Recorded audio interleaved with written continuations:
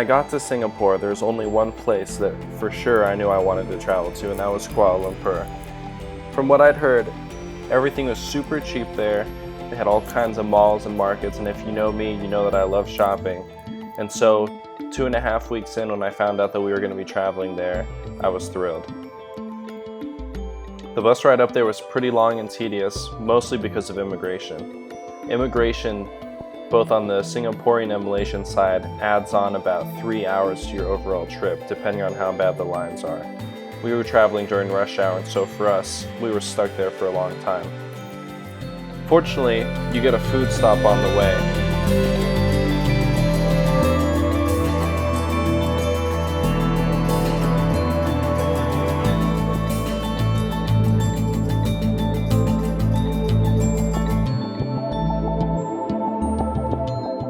We arrived in Kuala Lumpur at about 3 a.m. in the morning. We took a Grab from the bus stop to the Airbnb that we were staying at, which was in a building called Regalia Suites. Now, if you don't know what a Grab is, it's essentially the Asian version of Uber. The reason why Uber doesn't exist in Asia is because Grab bought them out a few years ago.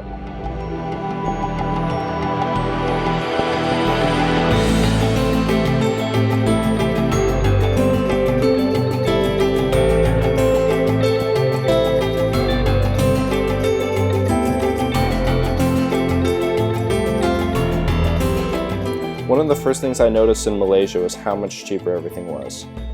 In Singapore, everything has to be imported, which means that tariffs and tax and transportation expenses add up quickly.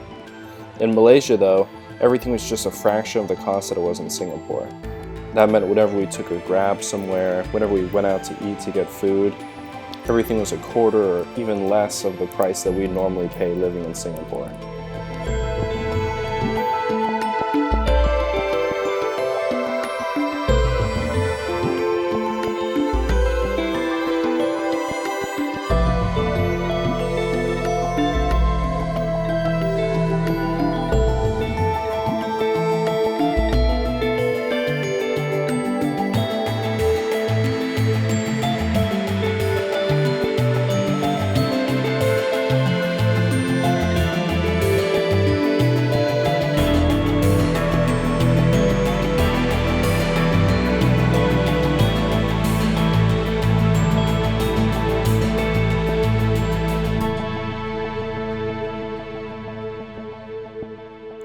Once we had breakfast the first day, we headed over to a mall called Sungai Wang, and it's one of the largest malls in Kuala Lumpur.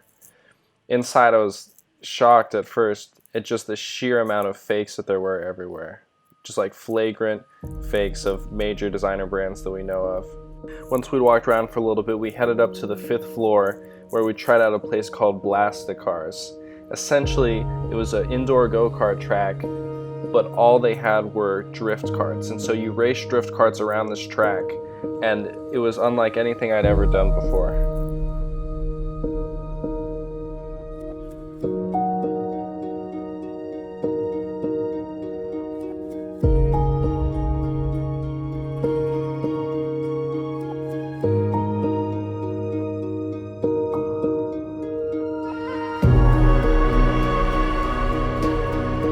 Batu Caves is one of the most famous places in Kuala Lumpur, and for good reason. It's breathtaking.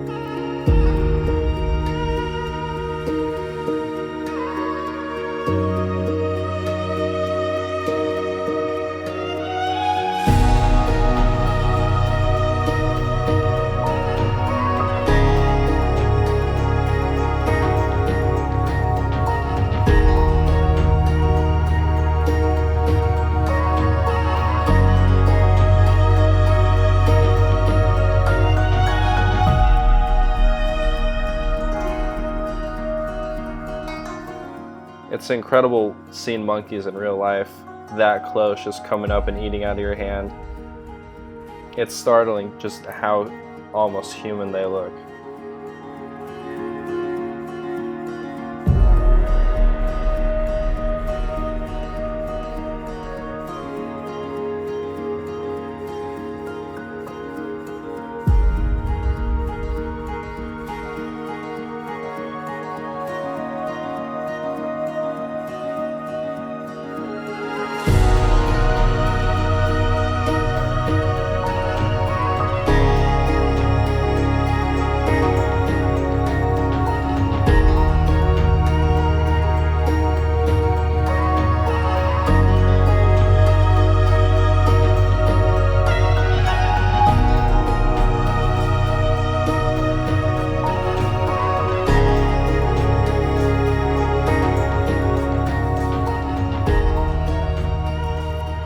wasn't just the size of these caves that was so breathtaking, it was the complexity of the temples on the inside too. They were just so ornate, just so many decorations built into this cave high up on this hill. I've never seen anything like it.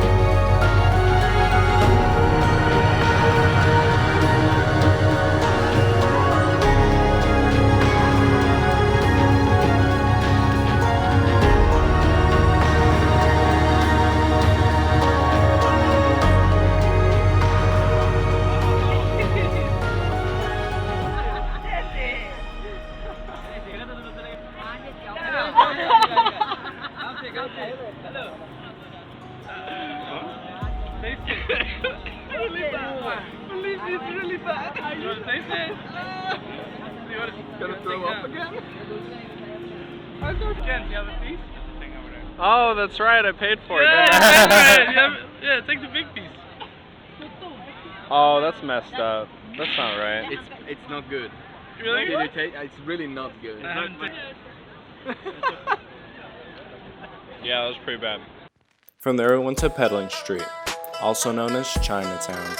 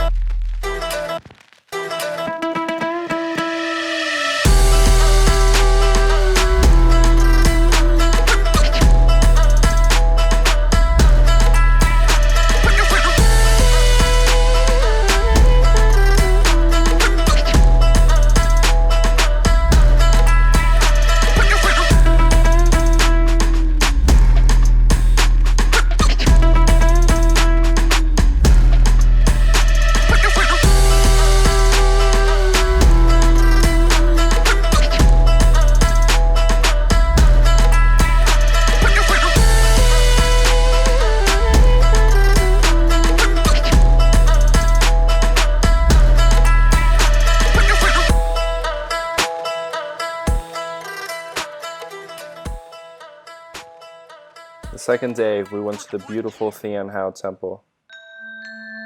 The Thean Hou Temple was a 6-tier temple made for the Chinese sea goddess Mazu. It's on about 2 acres of land, pretty close to the inside of the city. But when you're there, you feel completely isolated from the rest of the world.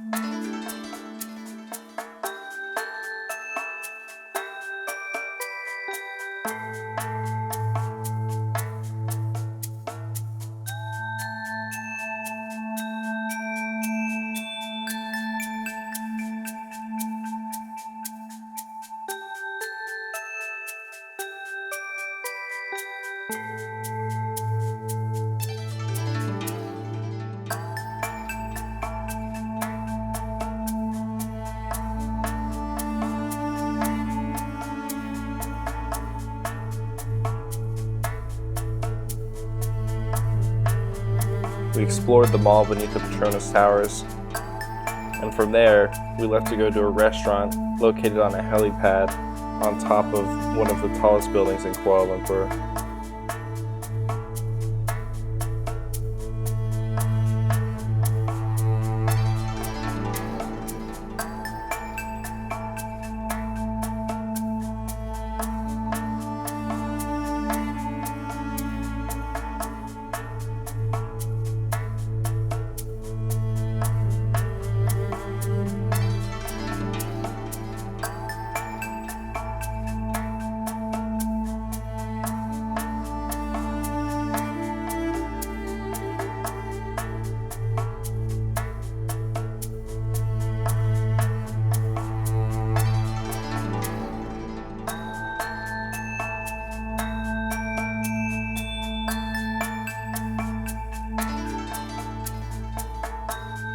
From 1998 to 2004, the Petronas Towers were actually the tallest buildings in the world, and to this day, they're still the tallest twin towers in the entire world.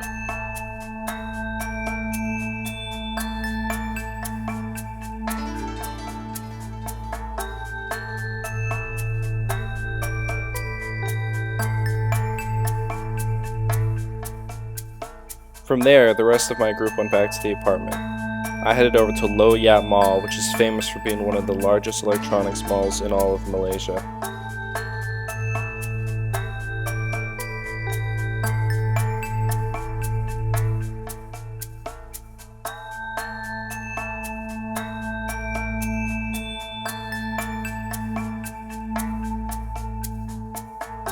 Our last day in Kuala Lumpur, we went to Brickfields, which is where Little India is located at in Kuala Lumpur.